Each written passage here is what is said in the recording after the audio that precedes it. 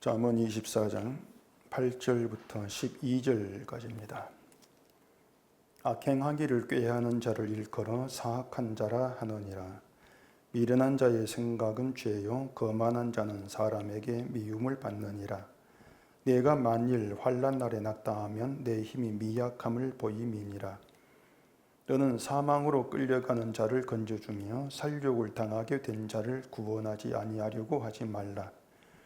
내가 말하기를 나는 그것을 알지 못하였노라 할지라도 마음을 저울질하시는 이가 어찌 통찰하지 못하시겠으며 내 영혼을 지키시는 이가 어찌 알지 못하시겠느냐. 그가 각 사람의 행위대로 보응하시리라. 아멘. 기도하겠습니다. 우리의 인간됨을 아시는 하나님께서 우리를 성도로 택하셨고 부르신 그 하나님의 뜻과 계획과 이유가 무엇인지를 오늘도 말씀 안에서 깨달아 알기를 원합니다. 내가 원하는 그런 나를 생각하는 것이 아니라 하나님께서 부르신 성도됨에 우리 마음이 있게 하시옵시고 하나님께서 우리를 그런 성도로 만들어 가신 그 일하심에 기쁨이 있고 감사가 있는 저희가 되게 하시옵소서. 예수님 이름으로 기도합니다. 아멘. 이 성경은 인간을 그 선악과를 먹은 죽은 자로 시작한다. 그렇게 말씀을 드려왔습니다. 자, 그러면 하나님께서 인간에게 율법을 주셨는데 누구에게 주셨느냐? 죄로 인해 죽은 자에게 율법을 주신 것이 되는 겁니다. 자, 그렇다면 우리가 이 성경을 좀 생각을 하면서 읽은다면은 하나님께서 죽은 인간에게 율법을 주신 이유가 무엇일까? 그런 의문을 좀 가지는 것이 마땅합니다. 기독교인들은 그 율법을 지키고 행해야 되는 것으로 다들 그렇게 이제 받아들이죠. 물론 율법을 그대로 지켜야 된다는 그런 생각은 하지를 않습니다. 율법은 구약의 것이기 때문에 구약 율법은 예수님께서 오심으로 끝났다. 그렇게도 말을 하죠. 그런데 구약 율법은 끝났다고 하면서도 또 반면에 십계명은 여전히 지켜야 되는 것으로 또 그렇게 얘기를 하고 있습니다. 사실 우리가 십계명의 그 내용을 보면은 이걸 끝났다 이렇게 말하게 되면은 굉장히 큰 문제를 초래하게 되어지는 거예요. 나 외에 다른 신을 두지 말라는 그런 첫째 그런 계명 시작해서 우상을 섬기지 말라거나 부모를 공경하라거나 살인하지 말라, 도둑질하지 말라 이런 계명들을 끝났다. 그렇게 얘기할 수는 없지 않습니까? 그렇기 때문에 십계명은 끝나지 않았다. 그렇게 얘기를 하면서 계속 지켜야 될 것으로 그렇게 교회가 또 가르친단 말입니다. 그러면 유월절 할례 이런 율법이나 또 이웃에 훔치고 또 살인을 했을 때에 또 그의 여러 가지 이웃과의 문제가 발생한 것이 있지 않습니까? 거기에 대한 처벌에 대한 법이 있는데 그런 것도 곤란이 진단 말입니다. 어느 건 지키고 어느 건 끝났다 이렇게 말하기가 좀 곤란한 그런 결과가 되는 것이죠. 그래서 이 성경을 연구하는 학자들이 고안한 것이 뭔가 하면은 율법을 나눠요. 의식법, 시민법, 도덕법 이렇게 세 가지로 구분합니다. 의식법은 유월절, 할례, 제사 이렇게 의식적인 것을 의식법 이렇게 얘기를 하고, 그리고 시민법은 재판법이라 해가지고 이웃과의 문제가 발생했을 때 재판에서 처벌하는 그런 법을 시민법 이렇게 이제 얘기를 합니다. 율법에는 이웃과 관계의 내용이 많지 않습니까? 소나 양을 도둑질하면은 소 한 마리에 5마리 갚아라 이제 그런 법들이 이제 있잖아요. 또 고의로 살인죄를 범하면은 반 죽이라 이렇게 이제 이웃과의 관계된 처벌 이런 것을 이제 시민법이다, 재판법이다 이렇게 분류를 해 놓는 것입니다. 그리고 십계명을 도덕법으로 이제 분류를 하고 예수님 오셔서 율법을 완성하셨는데 이 시민법과 재판법, 의식법은 폐기되어 끝났다, 완성되어 끝났고 도덕법만 남았다. 그렇게 얘기를 하는 겁니다. 그러면 또 이 도덕법인 십계명만 남았다고 말할 근거가 뭐냐? 또 이렇게 이제 반문할 수 있겠죠. 여기에 대해 어떻게 말한가 하면은 예수님은 사랑으로 율법을 완성했다. 그리고 십계명은 하나님에 대한 사랑과 인간에 대한 사랑을 얘기한다. 이 사랑이 신자가 예수 안에 지켜야 할 도덕법이기 때문에 지키면 끝나지 않고 계속된다. 이렇게 얘기를 하고 있는 겁니다. 그러니까 세상이 이제 선한 행실로 가르치는 윤리와 도덕의 중심도 이웃에 대한 사랑이지 않습니까?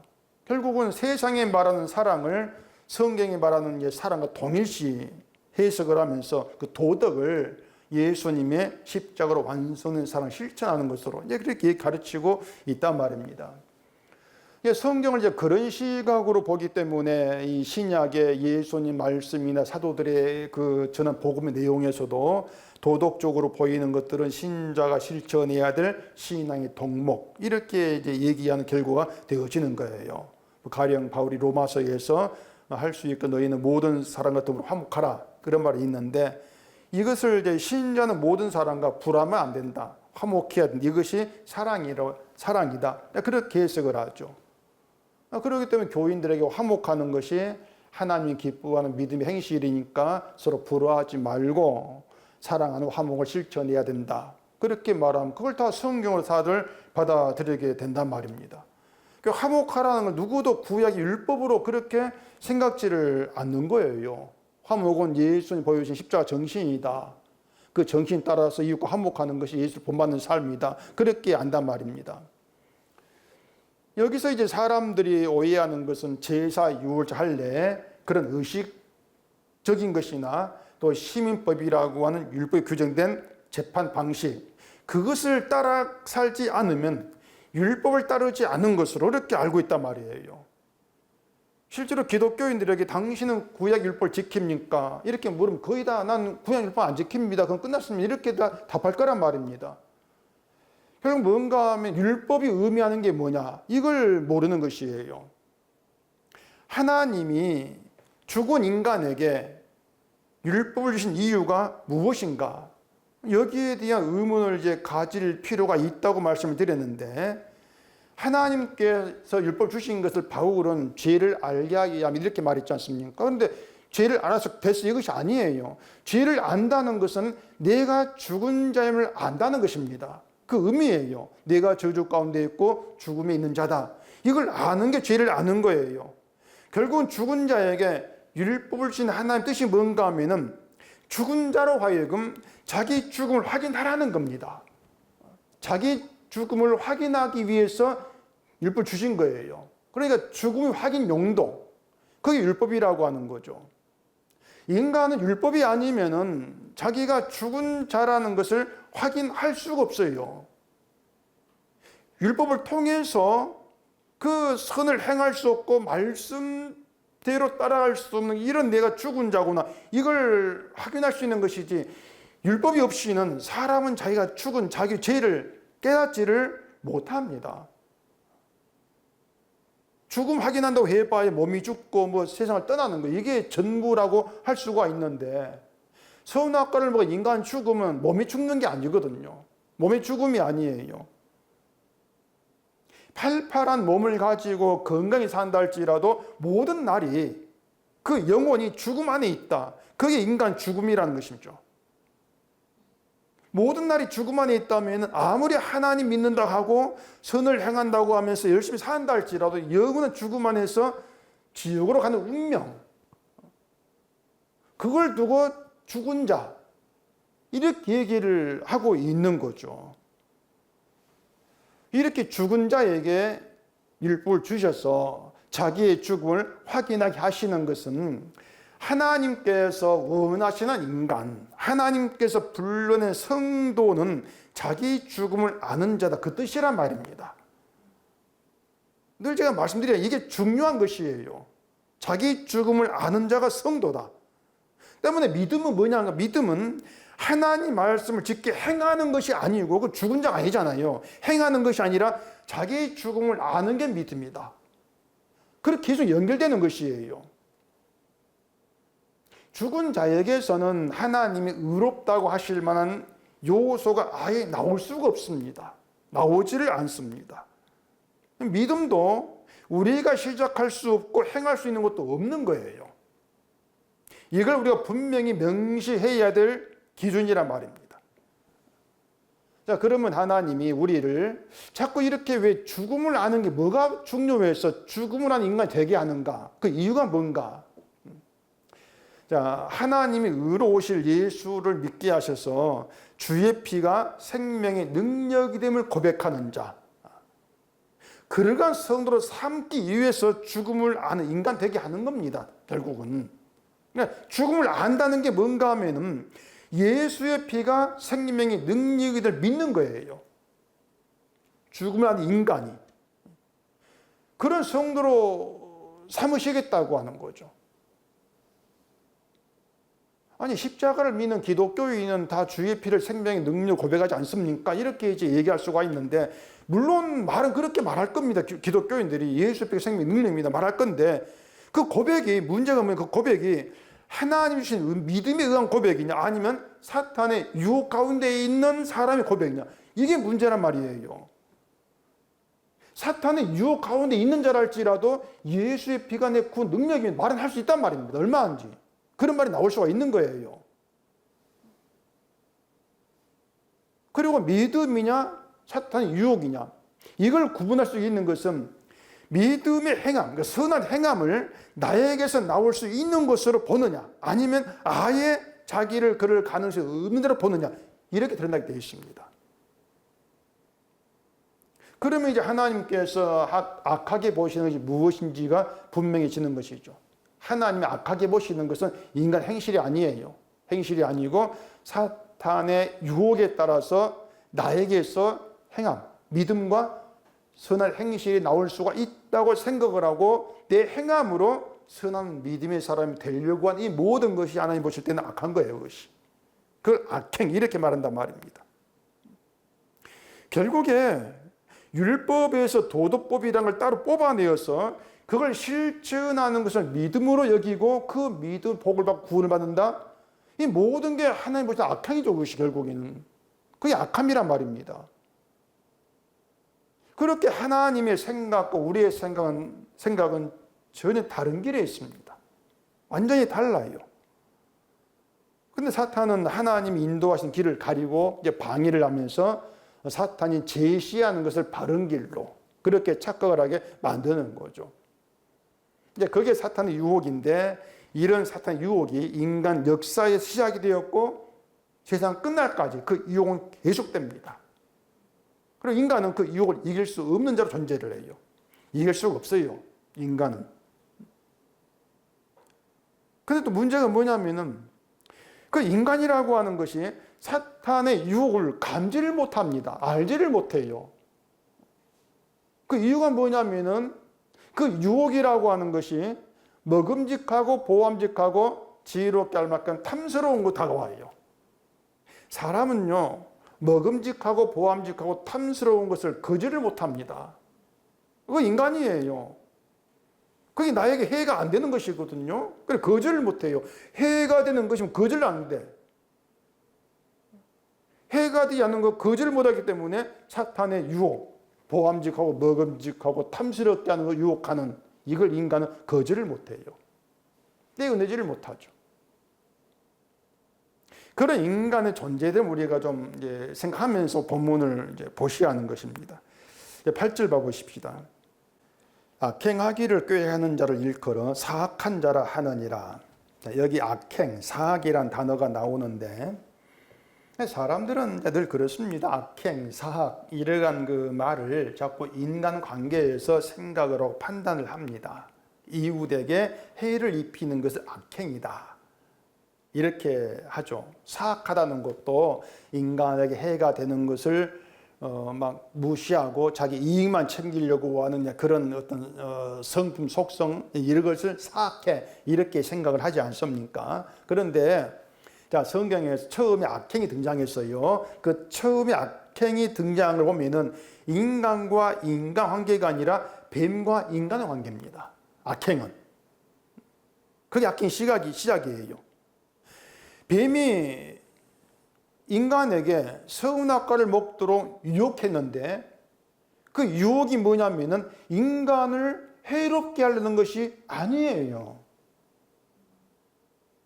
인간을 해롭게 하려고 유혹한 것이 아니고 인간으로 하여금 자기를 죽은 자로 알지 못하게 하는 목적을 두는 것으로 보셔야 돼요. 너 안 죽는다. 자기를 죽은 자로 보는 걸 방해를 해요. 사탄의 악행이라고 하는 거죠. 그렇게 그게 출발이에요. 아니, 인간이 선악 과를 먹고 죽었으니까 결과적으로 인간 해롭게 하는 것이 아닌가 이렇게 생각할 수가 있는데, 그게 맞다면 하나님이 인간을 살려버리면 됩니다. 하나님 그 능력이 있지 않습니까? 살려버리면 돼요. 사탄이 인간을 선악 과 먹고 죽은 자 되게 했는데 하나님이 살려버린다면 인간을 해롭게 한 사탄의 이 일은 실패로 돌아가지 않겠습니까? 그렇게 되면 사탄 인간을 죄 짓게 해서 죽은 자가 되게 하고 하나님은 다시 살려내는 그런 구조가 돼야 되는데, 또 재밌는 게 뭐냐면, 하나님이 살려낸다고 해서 그 사람이, 그 인간이 다시는 죄를 짓지 않은 그런 인간 되느냐? 그게 또 아니란 말이에요. 살려내 다시 죄를 지어요. 인간 창조가 그렇게 돼 있단 말이에요. 그렇다면 사탄 죽이고 죄 짓게 죽이고 하나님 살려내고 사탄 또 죽이고 또 살려내고 그렇게 반복되느냐? 그건 아니지 않습니까? 그래서 성경에 처음 등장 악행이라고 하는 것을 우리가 알고 있는 지식에 따라 해석을 하면은 그런 해석으로 흘러갈 수 있어요. 그걸 이제 말씀드리는 겁니다. 근데 악행은 인과관계가 아니다. 인간이 서로 죽이고 치고받고 싸우는 그런 악행을 말하는 게 아니다. 그런 악행은 처음에 등장하지 않습니다. 나중에 가인이 아벨 죽이는 그렇게 등장했지, 처음부터 악행이 그렇게 나오는 게 아니에요. 그래, 악행은 사탄과 하나님 관계에서 이해를 해야 돼요. 사탄과 하나님 관계. 요한계시록 12장 가보십시다. 요한계시록 12장 7절부터 11절까지 조금 긴데 읽어보십시다. 하늘에 전쟁이 있으니 미가엘과 그의 사자들이 영과 더불어 싸울새 영과 그의 사자들도 싸우나 이기지 못하여 다시 하늘에서 그들이 있을 곳을 얻지 못한지라. 큰 용이 내쫓기니 옛 뱀 곧 마귀라고도 하고 사탄이라고도 하며 온 천하를 꿰는 자라. 그가 땅으로 내쫓기니 그의 사자들도 그와 함께 내쫓기니라. 내가 또 들으니 하늘에 큰 음성이 있어 이르되 이제 우리 하나님의 구원과 능력과 나라와 또 그의 그리스도의 권세가 나타났으니 우리 형제들을 참소하던 자 곧 우리 하나님 앞에서 밤낮 참소하던 자가 쫓겨났고 또 우리 형제들이 어린 양의 피와 자기들이 증언하는 말씀으로서 그를 이겼으니 그들은 죽기까지 자기들의 생명을 아끼지 아니하였도다. 이런 내용이에요. 하늘에서 전쟁이 있었는데 그 전쟁에서 패하여 땅으로 쫓겨난 존재가 있습니다. 그들을 옛뱀 또는 마귀 또는 사탄 이렇게 이제 드러내고 있죠. 그리고 사탄이 땅으로 쫓겨난 그 상태에서 하나님의 창조가 이루어진 거예요. 하나님이 의도적으로 그렇게 창조 일을 하셨단 말입니다. 자, 사탄이 일으킨 하늘의 전쟁은 하나님과의 전쟁입니다. 그 전쟁에 피한 사탄이 땅으로 쫓겨 내려왔습니다. 그런 거 사탄이 땅에서 하는 일이 뭐겠습니까? 하늘의 전쟁을 계속 이어가는 거예요. 하나님과의 전쟁을 계속 이어가는 게 땅의 사탄이 일이라 그 말입니다. 근데 10절에 사탄은 어떻게 말하는가 하면 우리 형제들, 그러니까 그리스도를 믿는 형제들을 참수하는 자. 사탄은 그렇게 얘기를 해요. 참수한다는 고소하고 비난한다 그 뜻입니다. 사탄이 참수한 도구로 삼는 게 뭐겠습니까? 행함이에요. 성도를 비난하고 고소하는 도구와 행함이란 말입니다. 아니, 너는 왜 선할 행함이 없냐? 너는 왜 믿음으로 죄를 이기지를 못하는가? 너 왜 믿음이 없어? 그런 식으로 믿는 죄를 참수하는 게 사탄 일이란 말입니다. 그런데 그렇게 참수한 사탄이 하나님의 구원의 능력과 그리스도의 권세가 나타남으로 쫓겨났다 이렇게 말해요. 주의 권세를 사탄이 이기지를 못한다는 얘기죠. 무슨 말이냐면 하나님의 구원의 능력은 사탄이 참소하는 것처럼 인간의 선한 행실이 아니고 어린 양으로 오신 예수의 피라는 겁니다. 그러니까 사탄을 이기는 게 뭐냐? 사탄을 이기는 것은 하나님의 구원의 능력이고 죽음을 이기신 예수의 권세인 어린 양의 피다. 어린 양의 피가 사탄을 이긴다. 그 얘기를 하고 있는 것이죠. 어린 양의 피를 믿는 믿음이 사탄을 이긴다. 그리고 어린 양의 피를 믿는 예수 그리스도 안에 있는 믿음의 성도, 형제들에게서 드러나는 공통 특징이 뭐냐? 모두가 자기를 죽은 자로 안다는 거예요. 자기 죽음을 아는 가운데에서 어린 양의 피를 믿는 믿음이 나오게 되어진다는 얘기죠. 자, 사탄은 인간과 전쟁을 하지 않고 예수님과 전쟁을 합니다. 그리고 그 예수님과 전쟁에서 이기기 위해서 사탄이 하는 일이 뭐냐? 그러니까 감추는 게 있다겠죠. 보지 못하게 하는 거. 자기를 죽은 자 보지 않게 하는 게 사탄이 하는 일이라 그 말이에요. 그렇게 해서 어린 양의 피의 은혜를 가리고 해방하는 겁니다. 그게 사탄의 유혹인 거예요. 하나님은 그것을 악행이다 이렇게 규정하신단 말입니다. 어린 양의 피의 은혜를 가리고 해방하는 게 악행이다. 사탄의 유혹은 세상에 계속되고 우리는 그 유혹에서 벗어난 적이 없고 이길 수도 없습니다. 그 말은 사탄과 전쟁하는 그 예수님과 전쟁에서 우리는 벗어난 적이 없다는 뜻이에요. 도덕품은 끝나지 않고 계속된다. 그게 예수님 보이신 십자가 정신이다. 신자는 그 정의 실천하고 선한 삶을 살아야 된다. 이러한 그 세상의 그 말에는 인간 죽었다 이게 없어요. 그게 빠진단 말입니다. 죽었지만 예수의 피로 살았잖아. 살았으니까 예수를 본받고 선을 행해야지. 그런 뜻인데 그게 뭔가 하면은 죽은 자에게 생명이 되신 어린 양의 피의 능력을 가리고 회방한 악행이란 말입니다. 그것이. 그게 사탄의 하수인으로 살아가는 그런 모습이라고 하는 것이에요. 하나님께서 성도를 날마다 죽은 자로 나오게 하는데 그 이유가 뭐냐면은 생명이 되는 피의 능력을 감사하고 자랑하라는 것이에요. 그게 우리를 성도로 나오게 하시는 이유란 말입니다. 그렇기 때문에 살았으니까 선을 행하자. 그렇게 자기를 뭔가 살았다고 보는 것이 아니고 죽은 자, 선이 나올 수 있는 죽은 자로 보라는 것입니다. 그리고 어린아이 피를 믿는 이게 사탄을 이기는 거야. 그 믿음이 바로 이깁니다.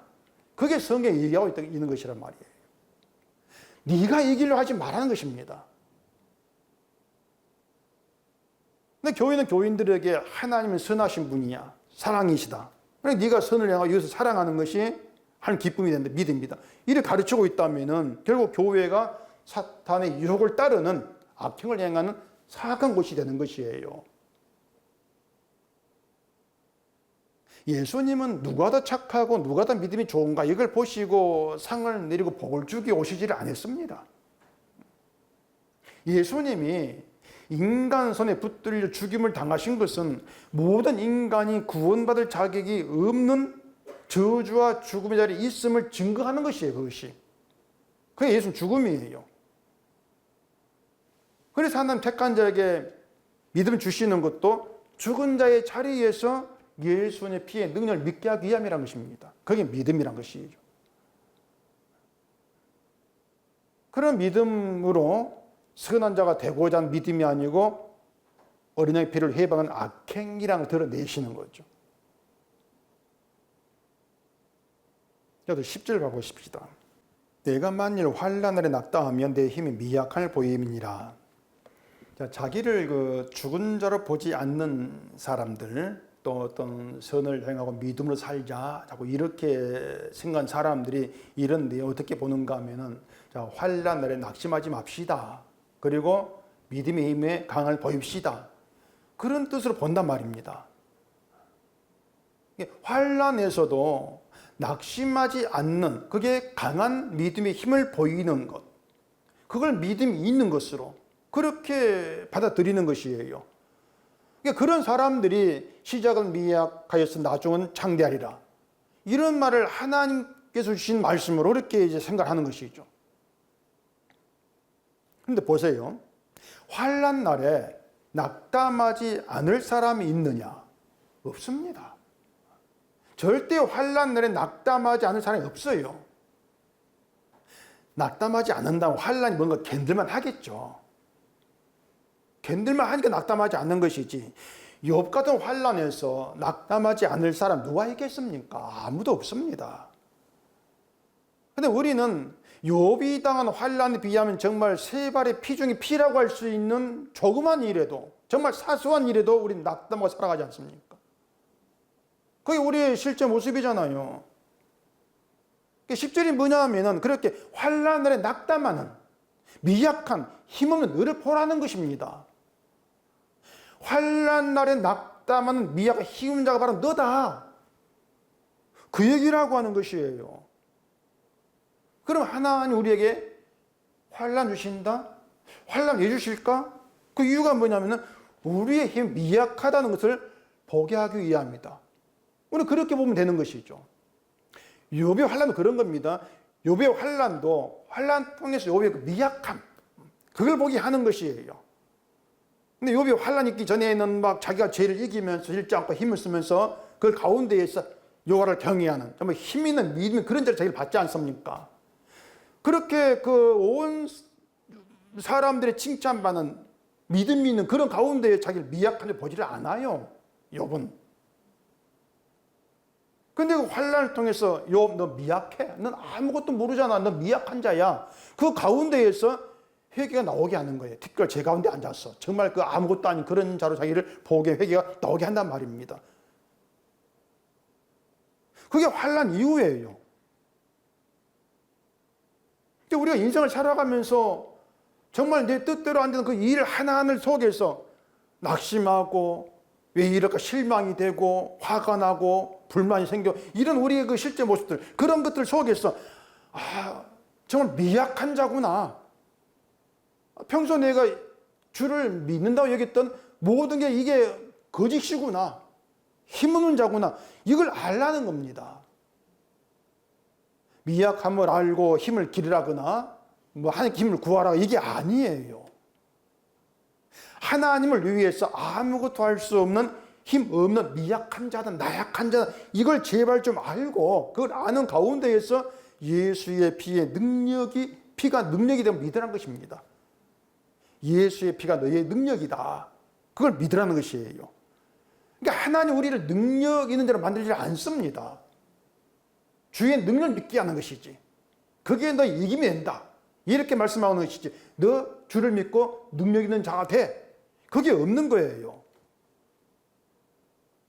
근데 교회는 교인들에게 자꾸 낙담하는 거, 그건 미약하고 힘없는 것이니까, 믿음 없는 것이니까 낙담하지 마, 또 미약함 힘을 구해, 이래 말하고 있지 않습니까? 그리고 운동 사람들이 자꾸 낙담하지 않는 걸 힘 있는 강한 믿음으로 알고 자꾸 견디려고. 뭔가 불만이 있으면 내가 믿음 없는 건데 어떻게 되지? 스스로 또 불안해한단 말입니다. 그런 것도 우리를 성도로 부르신 하나님 일이 절대 아니에요.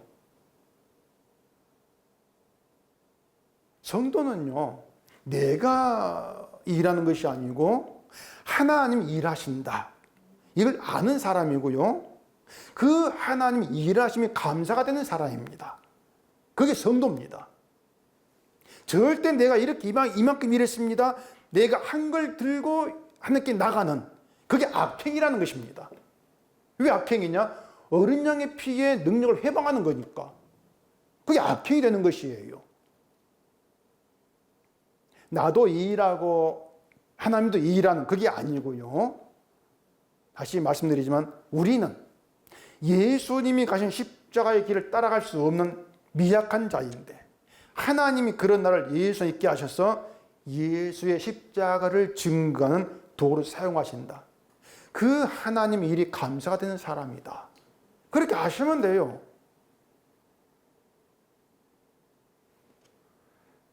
근데 그러한 성경 내용들 자꾸 인간이 추구한 선 행실, 내가 선해져야 돼, 내가 믿음이 있어야 돼, 그런 사탄의 유혹 가운데에서 그런 말씀 자꾸 싫어하는 것입니다.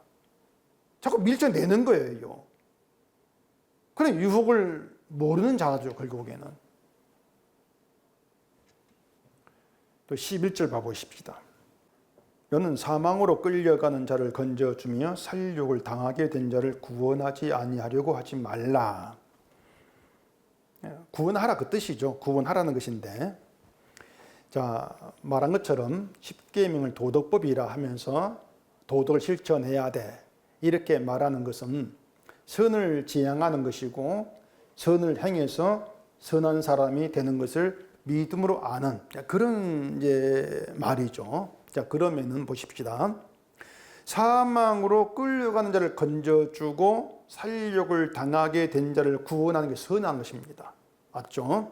그게 선한 일이에요.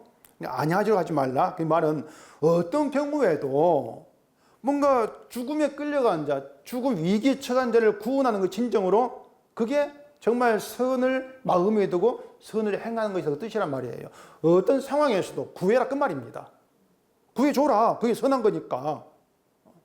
상황, 형편 가려가면서 또 사람 가려가면서 구원할 만하면 구원하고 그건 선이 아니라는 것입니다. 근데 사람이 아무리 선한 일을 추구한다고 할지라도 나에게 해가 미칠 걸 알면서도 사람을 구하려고 달려가지를 않죠. 뭐 묻지마 살인이라고 해서 막 길거리에 칼 들고 사람을 상하게 하는 그런 일 있지 않습니까? 근데 어떤 거 이제 칼 들고 사람 붙들고 있으면서 죽이려 했을 때에 뭐 무술을 배워가지고 태권도 5단, 합기도 5단, 검도 5단 이런 사람이라 모를까? 그럼 모를까? 일반적으로 도망치면 전부 다 내가 당할 것이 없다 도망친단 말이에요. 그냥 멀리 보면서 어떻게 하나 뭐 일일이 전화하고 뭐 이렇게 하는 게 최선이지. 갔다 가면 내가 죽을 수 있는 그런 상황에서 내가 내 목숨 생각하지 않고 달려들어가 저는 구하겠다. 난 그런 선을 행하겠다. 그렇게 뛰어들지를 않아요, 우리는요. 더군다나 가족에 있으면은 내 가족 생각날 거 아니겠습니까? 내가 죽으면 가족 어떻게 해? 못하는 거예요. 결국에 사람을 도와줘야 되고 선을 행하는 게 믿음이다. 이렇게 말은 하지만 그 믿음이라는 것도 선도 상황 봐가면서 나에게 해가 되지 않는 그 수준의 생각이 되는 것 아니냐 그 말입니다. 그게 너희가 알고 있는 선의 수준이다. 그거예요. 내 몫을 버리면서까지 행하는 선은 아니란 것입니다. 그러면 그렇게 가려가면서 행하는 선을 믿음이라고 할 수가 있느냐? 그걸 선을 행하는 것이 할 수 있느냐? 그렇게 물어봐야 되겠죠. 그렇고 선이라고 말할 수 없는 거예요, 결국에는. 그 선이 아니에요. 내가 할 만해서 하는 거, 상황 봐가면서 하는 거. 선이 아니에요. 예수님의 죽음이 사망으로 끌려가는 자를 건져주는 것이고 살육을 당하게 된 자를 구원하는 선을 행한 행함이라고 한다면 예수님의 행함은 상황이나 사람을 따지지 않습니다. 예수님은 스스로 죽음의 길을 가면서 사람을 죽음에 건지지 않습니까? 예수님은 선은 자기 목숨을 버리면서 행한 선이에요. 예수님의 선이. 결국은 예수님만이 선하죠. 예수님만이 선하시고 예수님만 선을 행할 수가 있단 말입니다. 때문에 우리는 선을 행해야 된다. 이렇게 말하기 전에 너는 정말 진심으로 선한 자이고 어떤 상황에서도 선을 행할 수가 있는가? 내 자신에게 스스로 물어봐야 돼요, 먼저. 먼저 물어봐야 한단 말입니다. 행합시다 하기 전에.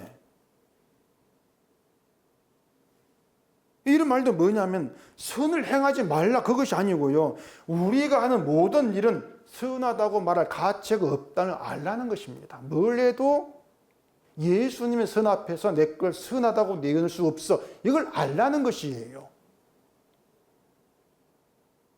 구제라는 선을 하면서 이웃 돕는 선이란 걸 행하면서 그 내 모든 선이 가치가 없어. 그러니 이걸 믿음이라고 말할 것도 없어. 이걸 아는 게 그게 믿음이란 말입니다. 그걸 아는 게. 그리고 선은 오직 예수님에게서만 나온다는 그 믿음에서 예수님 피 흘리신 그 선한 일이 나를 죽음에서 건졌구나. 그 고백이 나오는 것입니다. 예수님의 선행이 나를 건졌어. 그게 성도의 고백이란 말이에요.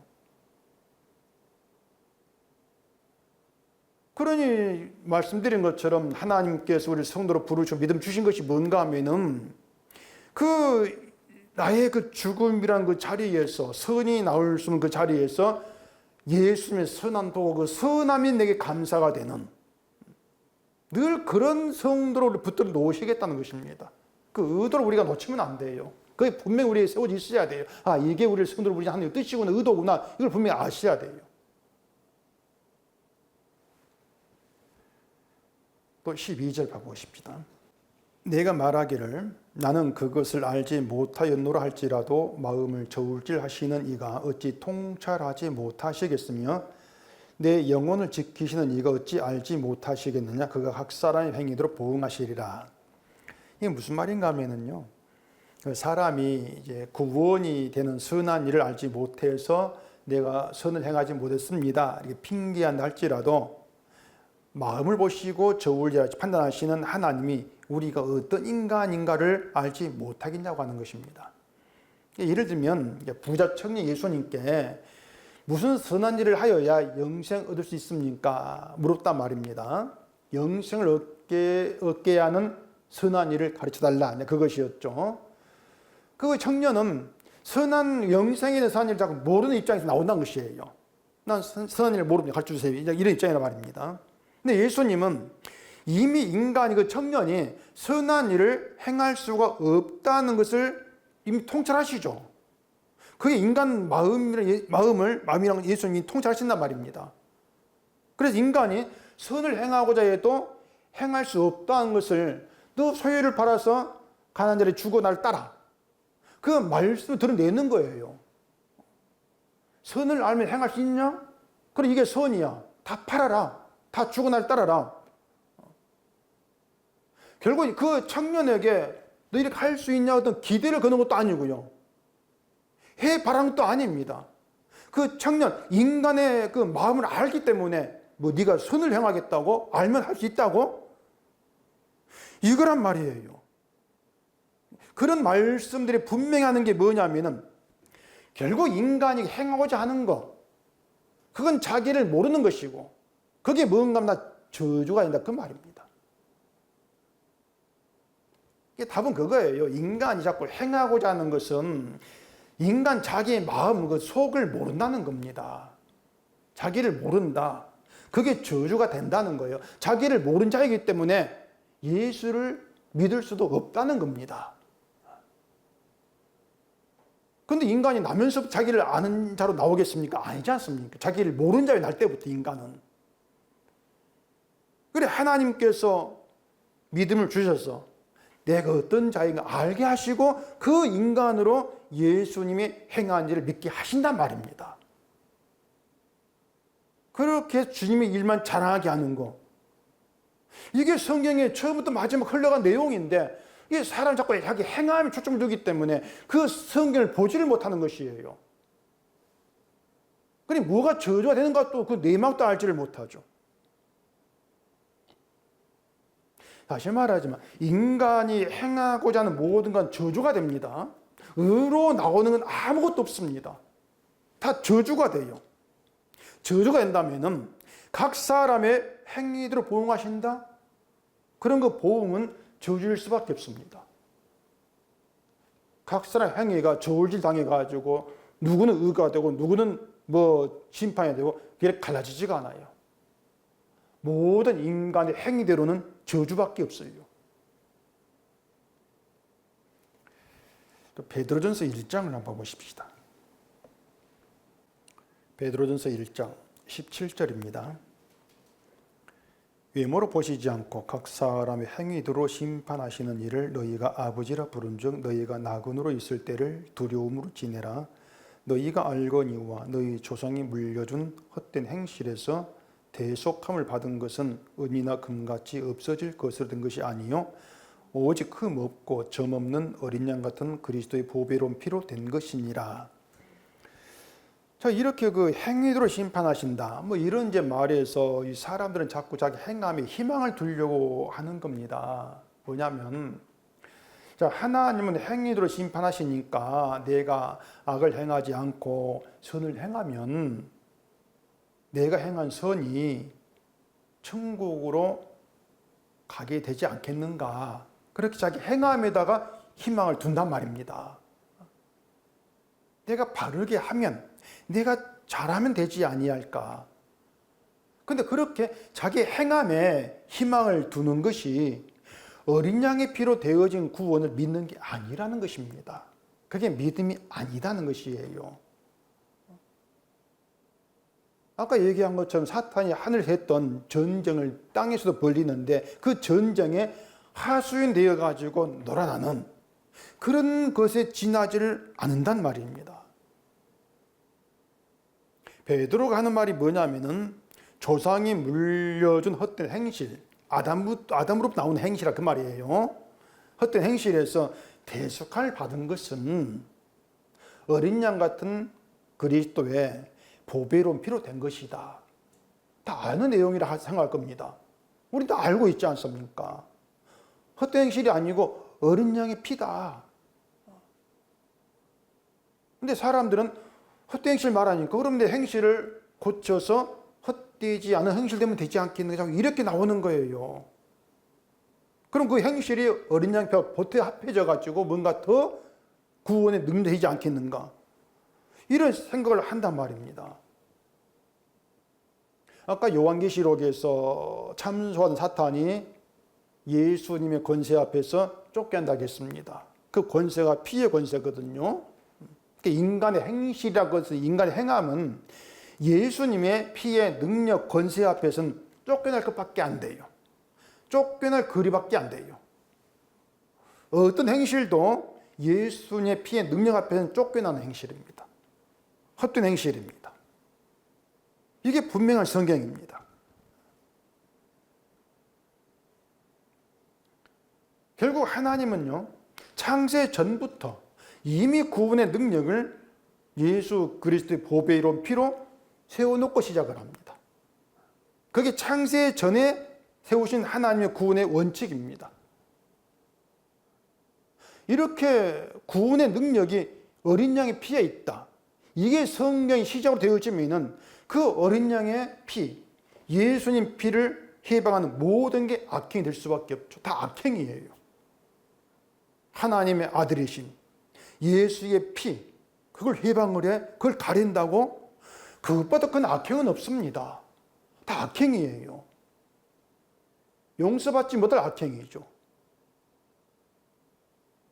그래서 우리 성경 볼 때에는 내가 어떻게 하면 구원받는가, 절대 이게 중심이 되면 안 되고요. 예수의 피가 중심이 되어야 돼요. 예수의 피가 중심이 되어서 그 피의 은혜를 가리는 것이 죄가 되구나, 그렇게 아셔야 돼요. 그래서 누차 말씀드리지만 사람이 자기의 선한 행실, 믿음의 행위를 가지고 하나님께 나아가려고 한다면 하나님 그에 대해서 저주 심판으로 보응해 버립니다. 그게 하나님의 심판 때의 원칙입니다. 구원은 우리의 헛된 행실이 아니고 예수의 보배로운 피로 되는데 왜 그 말을 그렇게 받아들이기를 싫어하는지를 모르겠어요. 구원은 그리스도로 된다, 이걸 믿는다면 그 믿음에서 그 어린 양 대신 예수의 피만 바라보면 되는데, 그러면 되는데 왜 자꾸 다시 자기에게 시선을 두냐, 그 말입니다. 그 이유는요, 예수의 피만 바라보면 아무것도 보이는 게 없잖아요. 드러나는 게. 그게 불안한 거예요. 나를 바라보면 내가 뭔가 행하는 게 있으니까 그걸로 뭔가 자기의 안도함을 가지려고 한단 말입니다. 너를 봐라, 너를 봐라. 없어? 너가 믿음이야? 아니잖아. 있잖아. 그럼 너 이게 믿음이야. 그렇게 해서 어린 양의 피에 대한 시각을 자꾸 가리는 거. 이게 사탄의 유혹이라 그것이에요. 항상 나를 바라보게 하는 거. 그래 사람은요. 예수를 믿는다 하지만 실제 이런 자기를 붙들고 있습니다. 그게 인간 형편입니다. 늘 나를 붙들어요. 그런 우리에게 성령이 오신 것은 내가 사탄의 유혹 아래에서 사탄의 하수인 노릇하고 하고 있다는 그 내 현실을 보게 하는 것이고 또 예수가 아닌 나를 붙들고 있는 나의 죄를 보게 하는 게 성령 하시는 일입니다. 죄를 보게 하고 죄를 알게 하시는 것. 그런데 그렇게 나를 보게 하는 것은 사탄의 하수인 노릇 너 때려치우라 유혹 이기라 너를 붙들지마 이것이 아니고요. 그런 너에게 예수님의 흘린 그 피가 구원의 능력이라는 그 사실을 깨닫고 믿으라 그겁니다. 그걸 믿어라. 이게 항상 말씀드린 것처럼 죄의 자리, 저주의 자리에서 주를 바라보는 믿음이 나오게 된다는 것입니다. 그게 믿음이라는 것이. 그래 우리가 살아가면서 당신은 예수를 믿는다고 하면서 왜 선을 행하지 않고 하는 일도 없는가? 그런 비난 받아도 괜찮아요. 우리는 그런 사람을 시가 눈치 볼 이유가 없는 겁니다. 그래 너는 그렇게 날 비난, 너는 그렇게 알아먹어라. 난 예수 피만 믿을래. 성도는 예수님 다 하셨어. 난 그걸 믿을 거야. 그거면 된단 말입니다. 예수 안에서 성도는 부족함이 없다는 것입니다. 그게 완성의 의미가 되는 거예요. 넌 죄 없다. 예수 안에 죄 없는 자, 거룩한 이미 선언되었는데, 아니, 사람들이 나를 행함이 없다고 비난한들, 그게 무슨 대수냐, 그 말이에요. 신자는 그렇게 주님께서 이루신 완성을 보는 사람이지, 내가 이뤄내야 될 완성을 절대 생각지를 않습니다. 그냥 내가 이룰 것이 있다. 내가 이룰 것에 마음을 두게 하고 그걸 믿음으로 알아먹게 하는 게 사탄의 유혹이라고 하는 것이에요.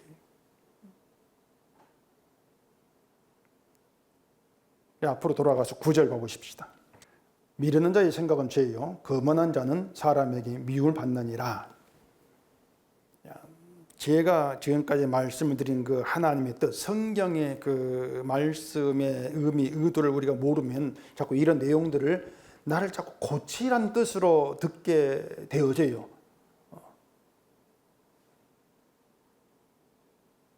미련한 자의 생각은 죄니까 지혜로운 자가 되어서 지혜로운 생각을 합시다.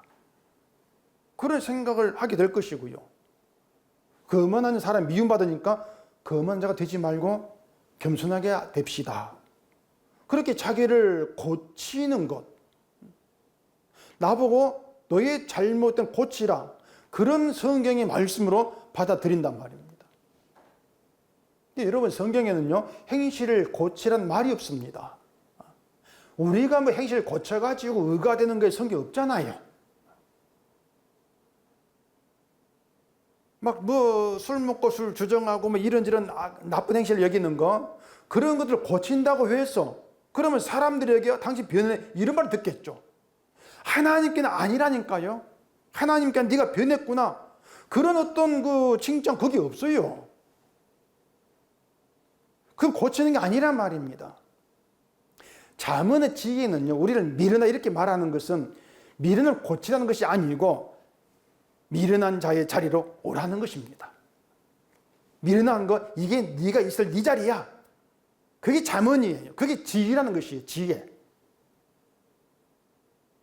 사람은 자기를 스스로 난 미련해 이렇게 나오지 않아요. 누가 자기를 미련하다 합니까? 믿음이 있어서도 뭔가 좀 부족하다고 그렇게 자기를 생각할지는정 난 믿음 없어. 그렇게 생각하지는 않습니다. 하나님 대해서도요, 난 하나님 한 분만 섬기고 있다. 우상 안 섬긴다. 이리 생각을 하지. 난 우상을 섬기고 있어. 내가 우상이야. 그런 생각 누구도 안 합니다.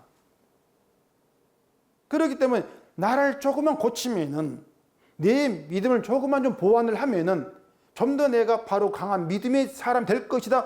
그렇게 자기 가능성을 둔단 말이에요. 그래서 자기를 고치려고 하는 거예요. 지혜는 그런 게 아니고요. 지혜는 우리 고치라는 것이 아니고, 제가 악행하기를 꾀하는 사악한 자가 맞습니다. 내가 미련하고 금한 자가 많네요. 그렇게 죽은 자인 인간의 본래 자리, 악행이 있고 사악함이 있고 미련하고 거만한, 사도 바울이 죄인의 기수라고 했지 않습니까? 그 인간의 본래 자리, 그 자리를 찾으라는 것이에요. 그래, 바울이 그렇게 인간의 본래 자리를 찾아서 거기 자리에서 죄인의 개수다, 그런 고백을 하게 되는 거죠. 그걸 지혜란 말이에요. 그 지혜다. 그게 지혜가 있는 거예요. 본래 자리를 찾으면 나는 예수님이 피를 죽지 않으면 구원될 수 없는 죄인임을 고백하게 돼요. 예수의 피가 아니면 안 되구나. 정말 이걸 알게 돼요. 그것을. 어떤 데도 가능성이 없거든요. 바로 그것이 예수의 피가 아니면 난 구원될 수 없는 죄인입니다. 그 고백하게 되어지는 이것이 성령으로 행하게 된 성도의 행실이란 말입니다. 주의 은혜가 감사가 되고, 그 자비로우시고 나를 받아주신 그 사랑이 감사가 되고, 이게 성도 행실이에요. 그 행실 가운데에서 성도는 이웃과에서 참소하는, 비나고 고소하는 그런 게 못 나오죠. 왜? 내가 나를 알았으니까. 그런 모든 게 성도의 행실이란 말입니다. 그 행실이 의가 되는 거예요. 그건 내 것이 아니거든요. 그래서 예수님의 행함을 믿는 성도에게 하나님께서 보응하시는 것은 죄 없다는 의입니다. 우리 행함이 아니고 예수님 행함을 꼭 품고 있거든요. 그 행함대로 보응하시죠. 예수님의 행함에 대한 보응, 넌 죄 없다, 넌 거룩한 나의 아들이다, 의란 말입니다. 그러니 우리의 믿음 참 간단해요. 우리 믿음의 내용은 예수님의 행하심, 그게 전부가 되면 돼요. 그럼 그 믿음에 부족함이 없는 거예요. 그러니까 자꾸 우리의 행함성, 행실, 거기에 붙은 불안감, 어떤 가능성, 희망 들려가지 마시고요. 십자가 이루신 예수님의 행위가 여러분의 믿음 내용의 전부가 되어지는 그런 은혜, 그런 축복이 여러분께 있기를 바랍니다. 기도하겠습니다. 우리 아버지 하나님, 오늘도 말씀이 아니면 내가 누구인가를 깨닫지를 못할 미련한 저희들입니다.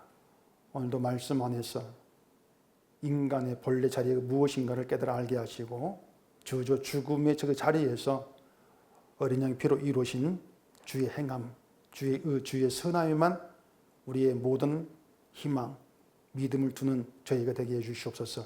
예수님 이름으로 기도합니다. 아멘.